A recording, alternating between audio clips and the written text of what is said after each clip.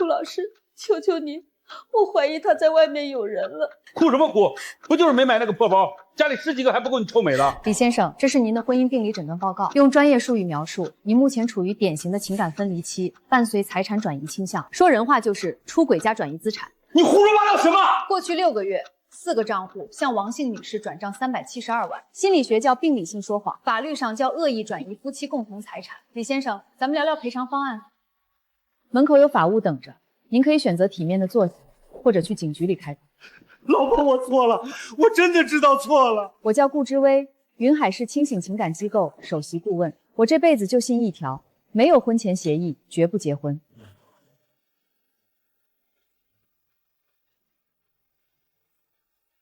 一个人躲在这儿，是不是也不太习惯这种热闹？你是？新郎表哥江以申。你是？新郎表哥江以申，建筑设计师。之薇，来来来，我给你俩介绍，这是我表哥江以申，以申哥，这是我闺蜜顾之薇，云海市最厉害的婚姻咨询师。久仰大名，苏青老提起你。你们聊，我去招呼别人。其实我挺佩服你们这行的，能帮那么多人走出婚姻困境。就是份工作，不只是工作吧，更像使命。就像我做建筑，我喜欢把冰冷的钢筋水泥变成有温度的家。家这个词对你挺重要。当然，我妈常说，房子再大，没有爱的人也就是个空壳子。你妈说的对。顾小姐，能加个微信吗？行。那就不打扰您了，今晚很高兴认识您。第一次觉得，也许不是所有男人都不可信。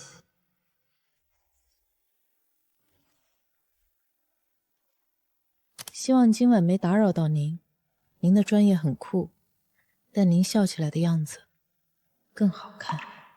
顾之薇，你干什么呢？这种话术你见过100遍了。之薇，昨晚我表哥有没有联系你？发了条短信。然后呢？你回了没？还没。哎呀，你这个木头疙瘩！我跟你说，我表哥人可好了，建筑师，收入稳定，最重要的是孝顺。他家就是普通家庭，父母都退休了，没啥负担。所以你可以考虑一下啊。你看你都32了，总不能真打算一辈子不结婚吧？我那些客户里有1半都是被所谓的好男人骗了。我表哥不一样，他是真老实人，你就回个消息嘛，又不会少块肉。顾小姐，这边。不知道您喜欢喝什么，就点了拿铁，不喜欢可以换。不用，我不挑。其实我一直想问，您为什么会选择做婚姻咨询师？因为见过太多不幸的婚姻，想帮更多人避开陷阱。那您自己呢？相信婚姻吗？不相信没有保障的婚姻。我理解，其实我也见过很多糟糕的婚姻，但我相信，只要2个人真心相爱，互相尊重，婚姻可以很美好。顾老师，我婆婆说我公司赚钱了，应该帮他们家还债，可那债我从来没见过。您有没有要求看欠条原件？我老公说都是一家人，看什么欠条？我是不是太小气了？林小姐，用专业术语说，这叫情感勒索配合经济侵蚀。说白了，就是把你当提款机。记住，任何不让你看证据的要求，都不是为了你好，是为了他们方便。你现在的情绪，是因为你内心的需求没有被满足。根据来访者中心疗法，我们需要给来访者足够的尊重和接纳，这样才能帮助他们更好地探索自己的内心世界。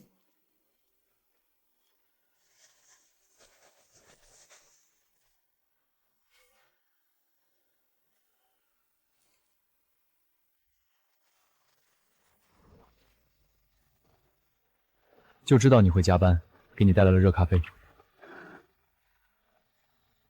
你在这等了多久？不久，就2个小时。江以申，你为什么对我这么好？因为我想对你好。志伟，这3个月我每天都在想你。我知道你习惯用理性保护自己，但我想告诉你，在我面前，你可以卸下盔甲。我怕。怕什么？怕你也会骗我。我不会，我给不了你奢华的生活，但我可以给你陪伴和尊重。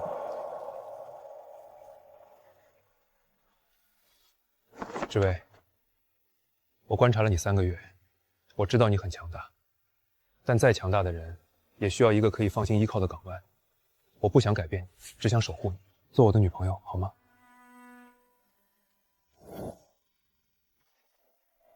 哟，这是想谁呢？笑得这么甜。没有，还说没有？我表哥昨天跟我说了，你俩在一起了。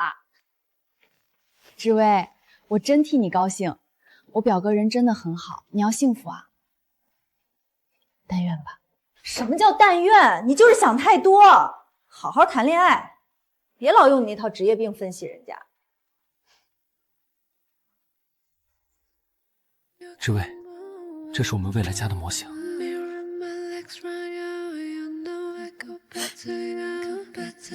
我买不起鸽子蛋，也给不了你一份让你安心的天价协议，但我向你保证，我会用我的一生，把这个模型变成我们真正的家。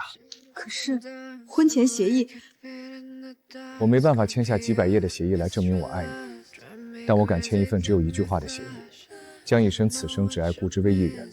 你敢不敢收？我愿意。记住，任何试图用真爱让你放弃财产协议的男人，爱的都不是，是你的钱。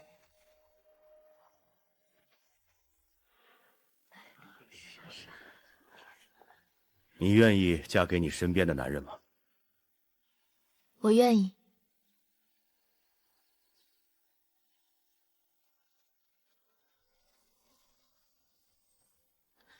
不知道为啥，我总觉得表哥有点怪。你想多了，你表哥人挺好的。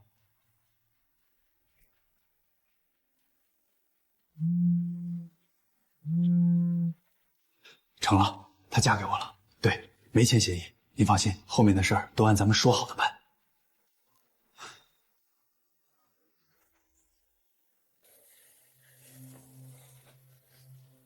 水放好了，温度刚好。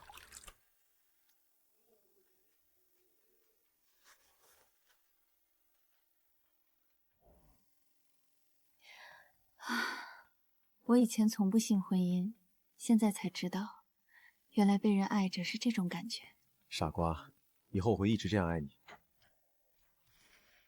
这么晚了，谁啊？我去看看。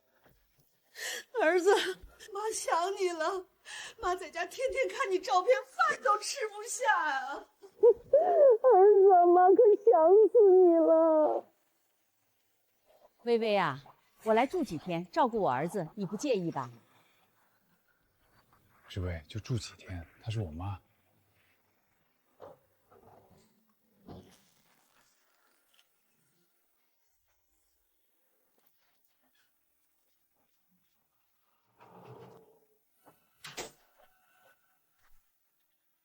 哎呀，这屋子跟冰窖似的，哪有家的样子？灰不溜秋的，晦气！我给你们带了红的，喜庆。妈，这是我特意选的。选的再好有什么用？住着舒服才是正经事儿。你们年轻人啊，就爱瞎讲究。妈，我买的东西呢？都扔了，放那么久能不坏吗？你看你买那么贵的玩意儿，到头来喂垃圾桶。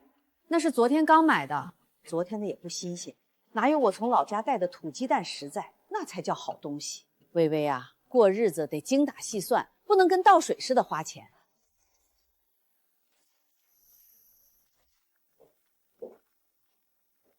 医生，咱俩得好好谈谈。又怎么了？你妈把家里弄成这样，我实在受不了。能不能让她尊重一下我的生活习惯？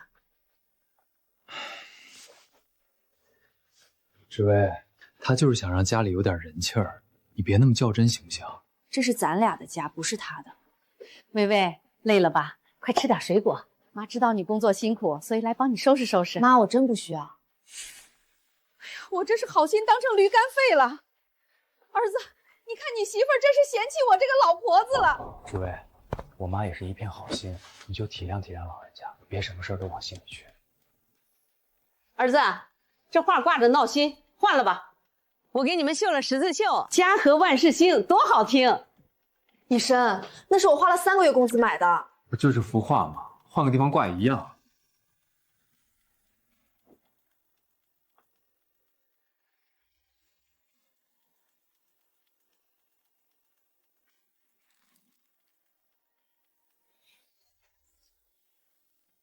顾老师，我婆婆又来要钱了，说是给小叔子买房，我真不知道该怎么办。林小姐，先别急，按照婚姻法，你的婚前财产受法律保护，任何人无权。微微，别累着了，快吃点水果，这苹果可甜了。妈，我在工作，能不能先出去？江以申，咱们必须谈谈。又有什么事儿？今天你妈冲进我书房，害我丢了一个重要客户，这是我的工作，我的底线，你懂不懂什么叫底线？你至于吗？我妈都多大岁数了，她懂什么商业机密？这不是商业机密的问题，是尊重。我跟你说过多少次，工作的时候不要打扰我。你这么大反应是不是有点过了？江以申，你听听你在说什么？我说的是实话。志威，你能不能别那么小题大做，一点人情味都没有？用专业术语描述，你现在的行为叫情感逃避。说人话就是你不敢面对问题，只会指责我。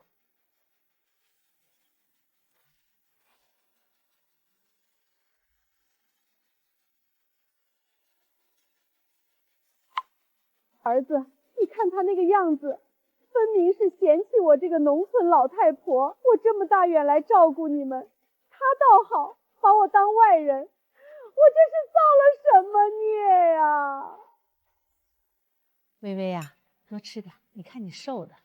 对了，你一个月能赚多少钱啊？还行。还行是多少？3万、5万，还是更多？妈，吃饭呢。哎呀，都是一家人，问问怎么了？儿子一个月才8000，你要是赚得多，就得帮衬帮衬家里，这不是应该的吗？哎呀，这包看着就不便宜吧？自己买的。我的天，这一个包抵我们老两口1年的维修金，一生赚钱多不容易，你这钱花的不心疼吗？败家呀，这是！第一，这是我的婚前财产。第二，我的收入还轮不到别人来指点。哎呀，我真是说错话了，我就是心疼儿子，没别的意思。你看我一辈子舍不得买件新衣服，就想着给儿子攒钱。我知道你是城里人，看不起我们这些农村来的，我们穷，配不上你，是不是？妈，我没那个意思。你有，你就是嫌弃我们穷。老头子，咱们还是回去吧，别在这里碍人家的眼了。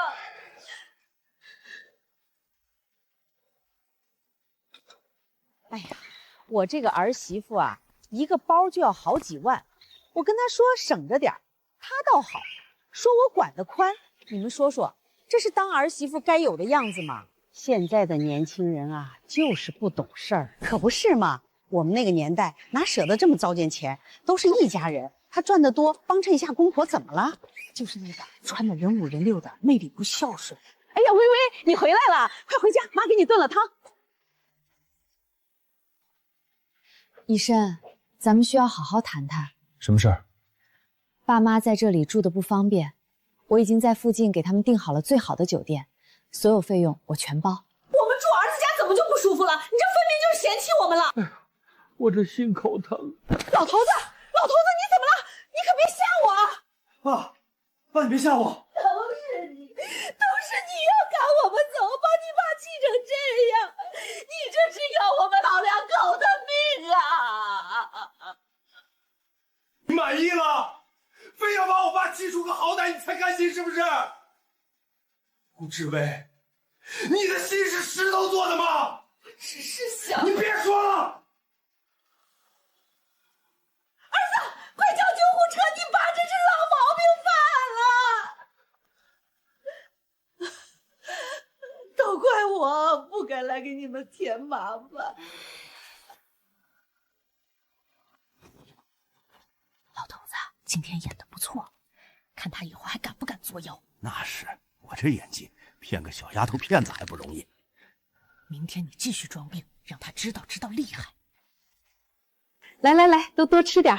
微微啊，前几天是妈不对，妈跟你道歉。没事儿。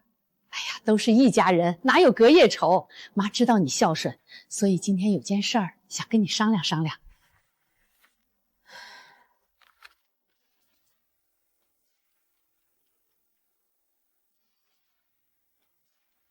薇薇，我知道你本事大，能挣钱。咱们家现在遇到坎儿了，这80万只能靠你了。谁让咱们是一家人呢？什么坎？你小叔子赌博欠的钱，人家天天上门要债，我们老两口实在没办法了。你就当可怜可怜你弟弟，帮帮忙。为什么要我还？你赚得多啊，帮帮家里怎么了？再说了，你嫁给以琛，他家的事儿不就是你的事儿吗？以琛，你怎么看？志薇，要不你先帮帮家里。这欠条，我得找人鉴定一下。鉴定什么鉴定？你这是不信我们？白纸黑字写的清清楚楚，还能有假？不是不信，是按规矩办事。我是婚姻咨询师，见过太多假欠条骗钱的案例，用专业术语描述，这叫诈借。好啊，你个白眼狼！我们对你这么好，你居然这么对我们，你还有没有良心？用专业术语描述，这叫情感勒索，配合经济侵蚀。说人话就是，你们从一开始就把我当提款机。不过没关系，游戏现在才真正开始，感谢你们的配合，证据已经够了。你说什么？我说证据已经够了。从你们住进来的第一天起，每一个举动都在我的观察范围之内。志伟，你冷静点，我妈她……江以琛，我现在跟你说话了吗？你什么态度？我是你婆婆。婆婆，一个在我工作的时候冲进书房，在小区的长椅上跟邻居说我坏话，联合丈夫装病来道德绑架我的婆婆。江叔叔，心脏不疼了？80万的欠条，字迹跟江以琛的笔迹高度相似，纸张是新的，但做旧处理很拙劣。这种技术我见过不下100次。你在胡说什么？我说的是事实。妈，您演技不错，但道具不够精致。这是昨晚次卧的录音，您和江叔叔的对话，要我再放一遍吗？老头子，今天演得不错。你居然录音！你这是犯法的！在自己的家里录音不犯法，但伪造欠条企图诈骗犯法。我的命怎么这么苦啊！养了个不争气的儿子，娶了个这么狠心的媳妇，我不活了！哎呀，老伴儿，老伴儿，你别冲动。志伟，你非要这样吗？她是我妈，所以呢，她是你妈就能骗我的钱，她是你妈就能在你面前抹黑我，她是你妈，你就能眼睁睁看着这一切发生。江以琛，我给你2个选择：第一，你爸妈今晚搬走，以后不来干涉我们的生活；第二，我报警，让警察来处理这张欠条。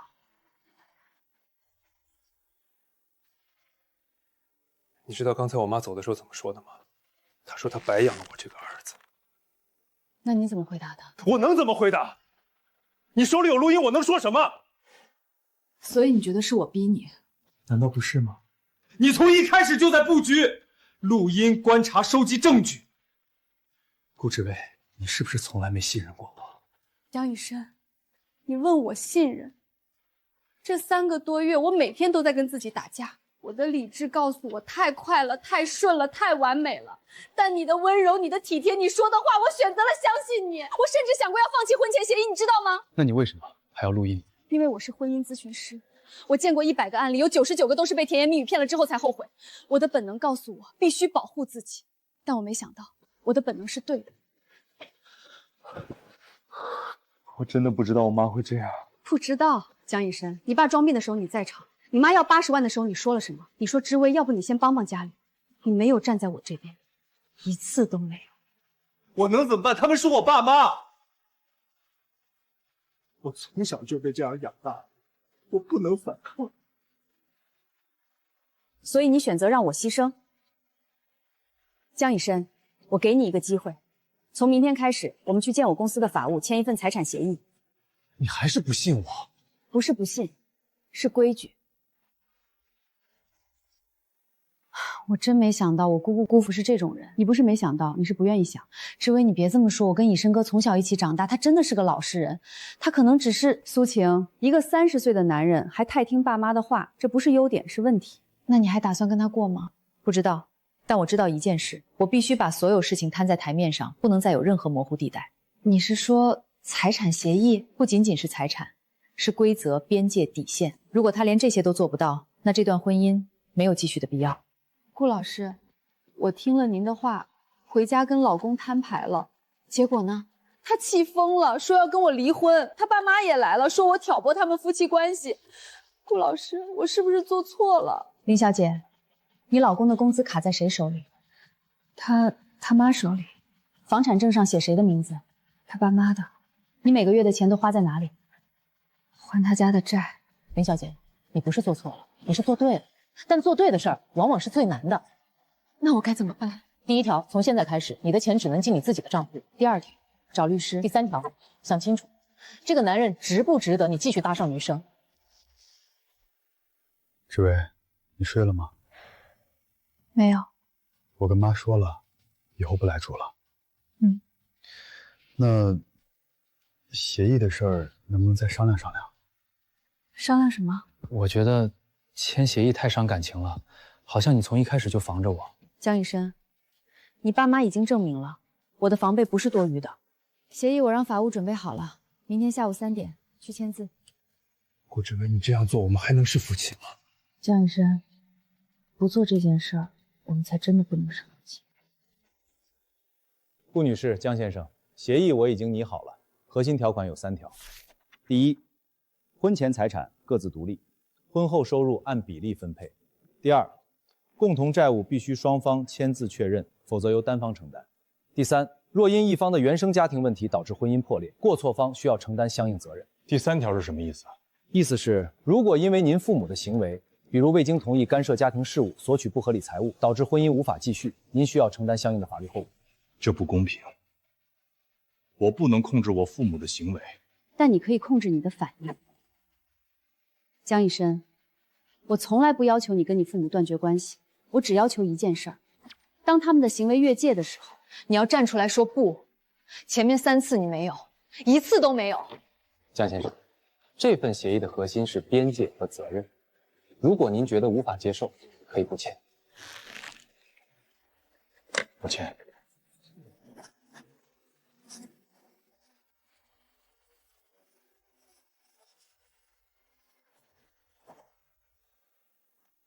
签完了，你满意了？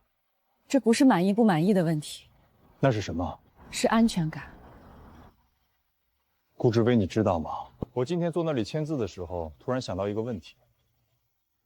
什么问题？你跟我结婚，到底是因为爱我，还是因为你需要一个婚姻实验品来证明你的理论？江以申此生只爱顾志威一人。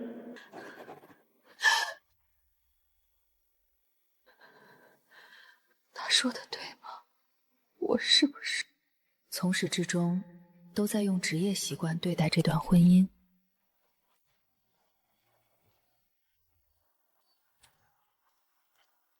志威，你吓死我了！突然跑上来干嘛？苏晴，我问你个问题，你说。你觉得我是个正常人吗？你这是什么问题？我的意思是，我是不是太理性了？理性到不像一个在恋爱中的人？志威，你从小就是这样的。我还记得高中时候，你跟初恋分手，你写了一篇论文，分析你们的感情为什么失败。对，我写了8000字，但这不是缺点，只是有时候你可能需要让感情走得更前面一点。但以申哥那句话说的确实过分了。什么叫婚姻实验品？你也是认真的？我也是认真的吗？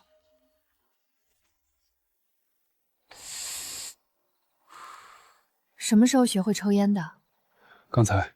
江以申，我想跟你道歉。什么？我让你签协议的时候，我只想到了保护自己，没有想到你的感受。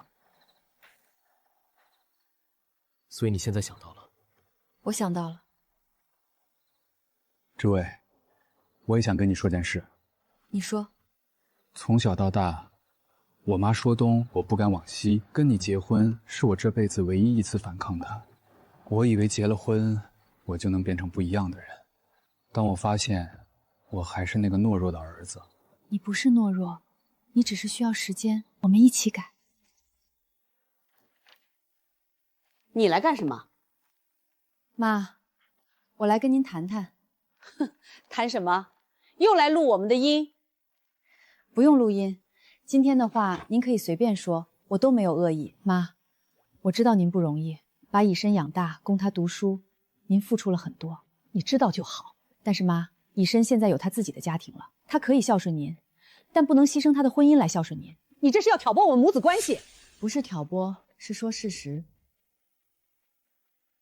这张卡里是30万，您可以理解为是我和以身孝敬您的。才30万，80万都不肯给，现在给30万，打发叫花子呢。妈，这30万是我个人出的，以身不知道。我不要您感谢我，我只求您一件事儿。什么事儿？请您以后别再拿以身当工具了，他是您的儿子，不是您的提款机。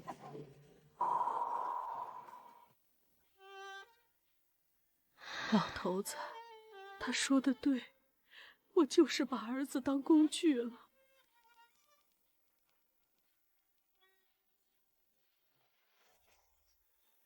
你到底跟我妈说了什么？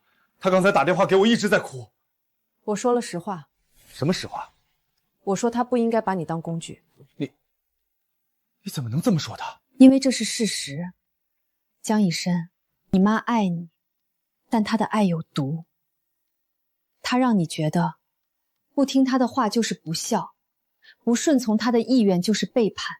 但你是一个独立的成年人，你有权利过自己的生活。我从来没想过。现在可以想了。志薇，我小时候有一次考试考了第1名，我特别高兴，跑回家告诉我妈。你知道她说什么吗？她说，第1名有什么了不起？隔壁王阿姨的儿子考了全市第1。从那以后，我再也没跟她说过我的成绩。我以为我早就无所谓了，但原来我一直在等她的认可。你不需要她的认可，你已经很好了。你总是这么理智。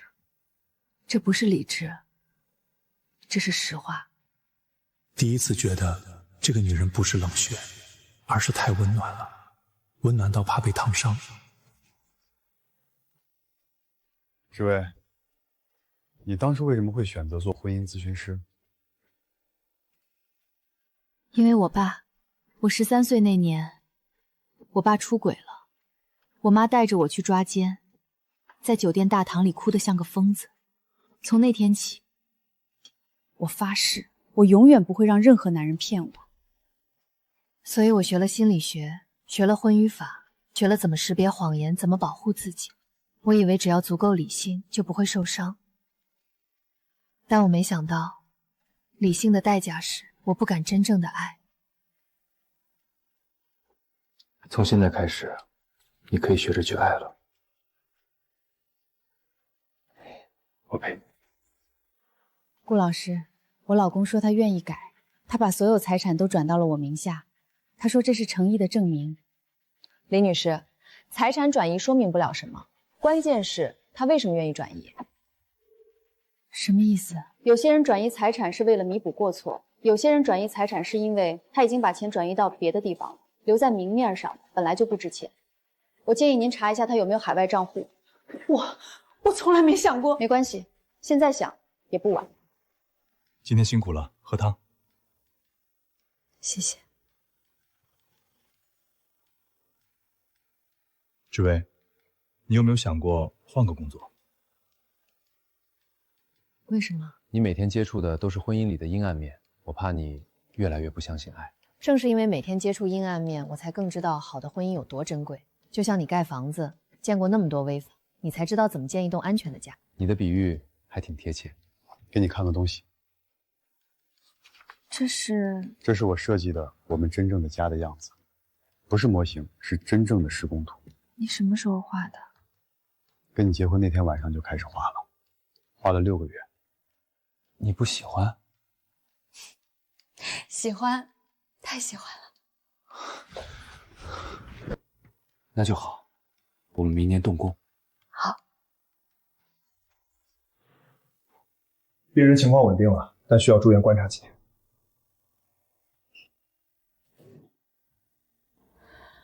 医生，妈对不起你。妈，您别说了。不，我要说，这30年，妈把你当成了自己的附属品，你不听我的话，我就觉得天塌了。微微，谢谢你那天跟我说的话，妈是真的把儿子当提款机了。妈，过去的事就让它过去，以后好好的就行。你们以后好好过，妈不掺和了。志伟，谢谢你，谢什么？谢谢你去找我妈，谢谢你说的那些话，谢谢你没有放弃我。江一山，你知道吗？我以前觉得婚姻就是一张合同，签字之前把所有条款都写清楚，就不怕违约了。现在呢？现在觉得合同很重要，但比合同更重要的是2个人都愿意往同一个方向走。我愿意。我知道。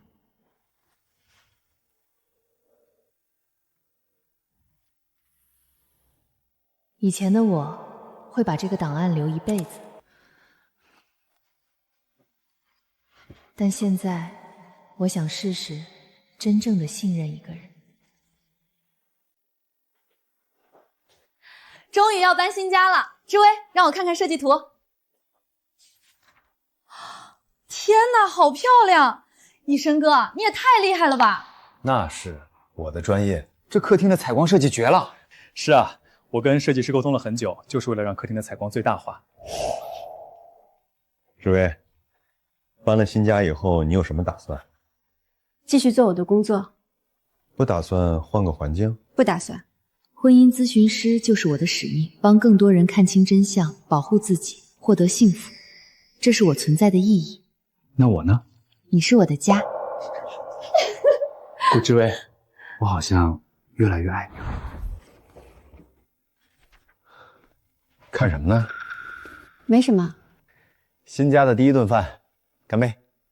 干杯！婚姻从来不是一场交易，它是一次冒险。而真正的勇敢，不是永远不受伤，是明知可能会受伤，还是愿意去爱。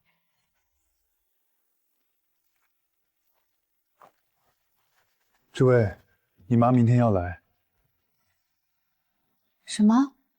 你妈给我打电话了，说想来看看新家。她怎么有你电话？苏晴给的吧？你妈说好久没见你了，想你了。她不是想我，她是想看看我过得好不好，值不值得她跟我修复关系。那你不想见她？不是不想，是怕。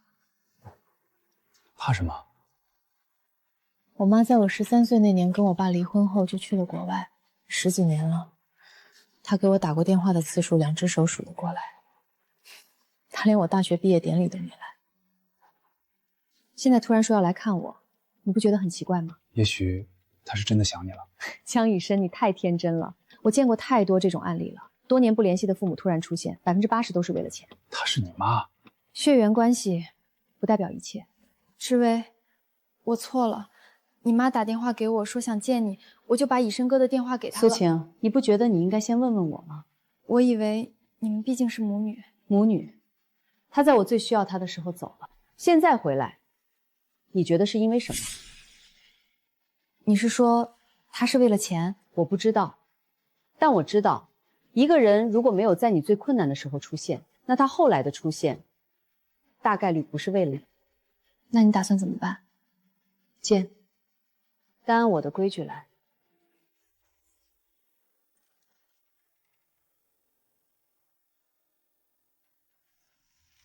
志威，妈，你瘦了。没瘦，一直这样。志威，妈对不起你。这些年，妈一直在国外打拼，没顾上你。你结婚的时候，妈也没能回来。没事儿，习惯了。志威，妈这次回来是想弥补你。怎么弥补？这是妈的男朋友安德鲁，我们准备结婚了。所以呢，他做生意需要一笔启动资金，妈想，你能不能帮帮忙？用专业术语描述，这叫情感绑架，配合经济索取。说人话就是10几年不联系，一见面就要钱。志伟，你怎么能这么说妈？我说的不是实话吗？妈是真的遇到困难了。妈，困难不是让你来要钱的理由。如果你真的想弥补我，你应该先问问我这10几年过得怎么样，而不是一开口就要钱。这张照片您拿回去，钱我不会给。你知道吗？我宁愿他是个坏人，这样我就可以心安理得的恨他。但他不是坏人，他只是个软弱的人。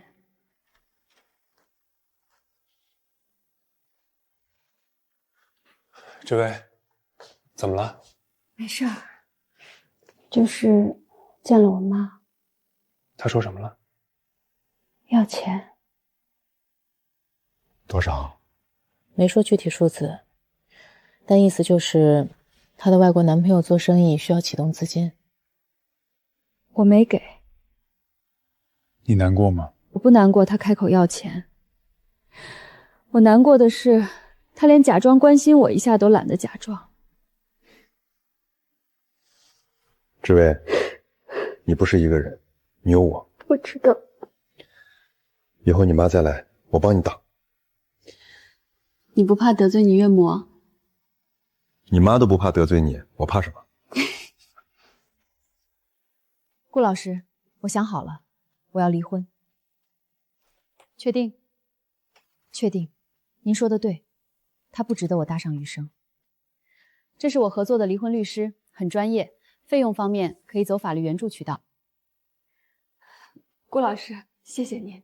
如果不是您，我可能还在那个泥潭里出不来。不用谢我，是你自己走出来的。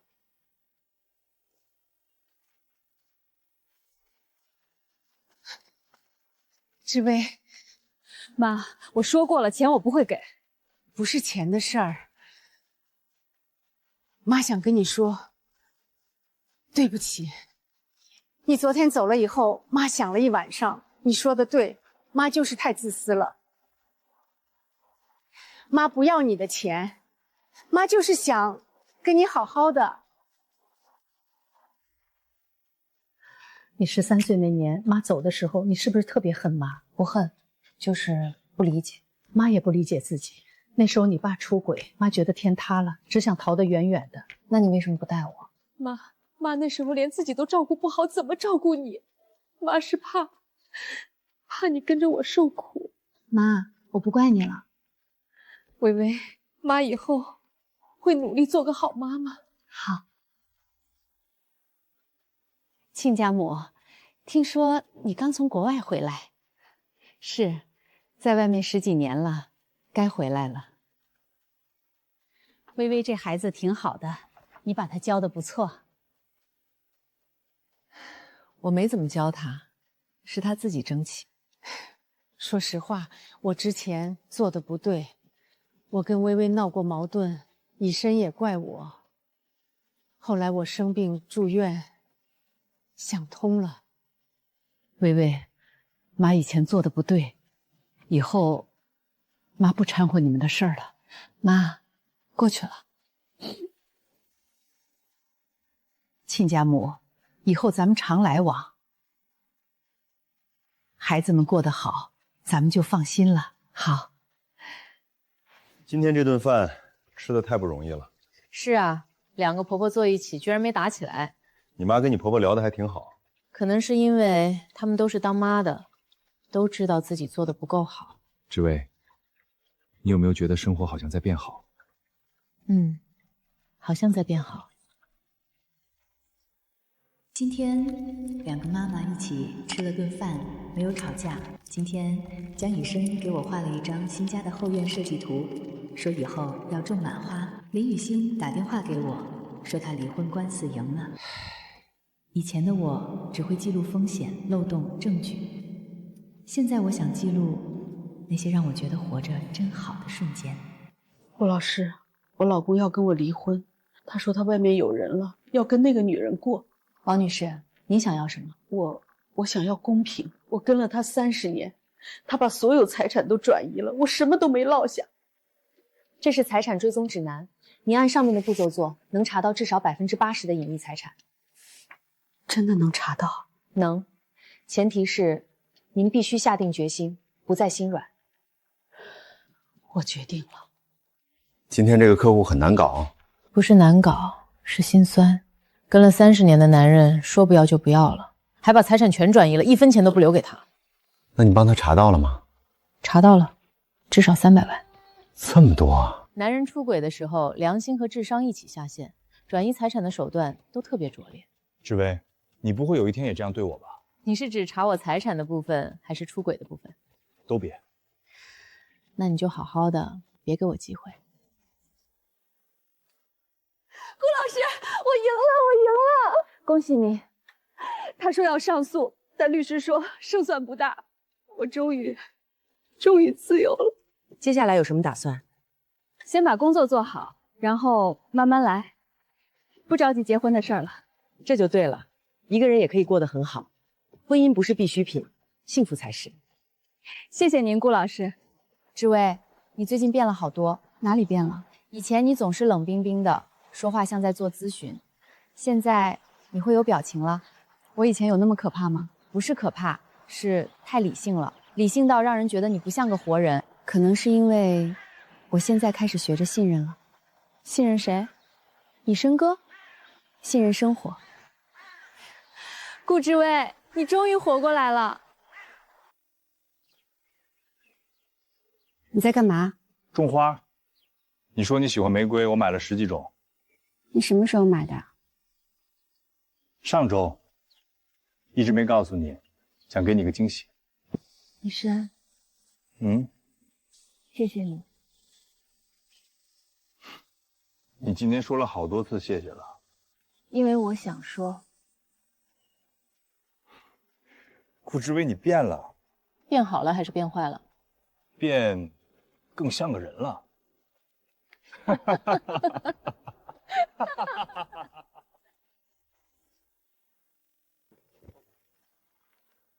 喂？什么？好，我马上过来。怎么了？我妈晕倒了，送医院了。走，我跟你一起去。爸，我妈怎么了？医生说，可能是脑梗，还在抢救。怎么会这样？她不是好好的吗？她这段时间一直说头晕，我让她去医院，她不肯。都怪我，我应该早点带她去检查的。病人已经脱离危险了，但右侧肢体可能会有后遗症，需要长期康复治疗。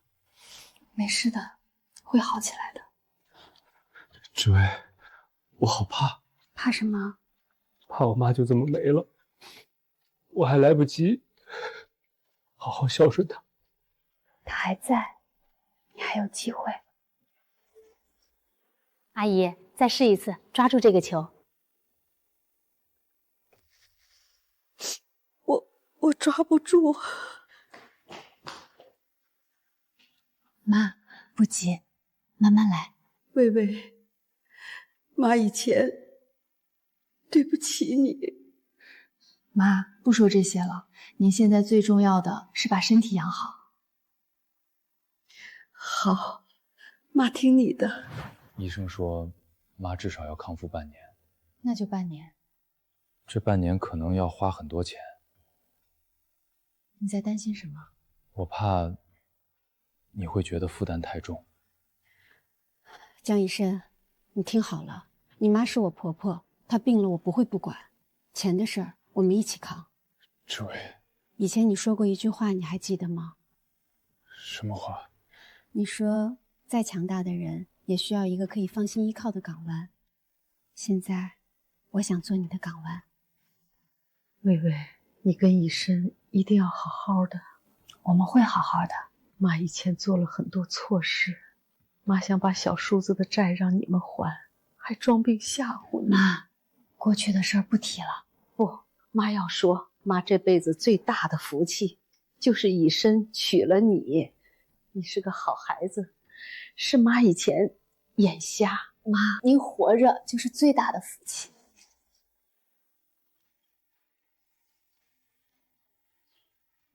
哎，姑姑您别动了，我帮您。不用，我自己能行。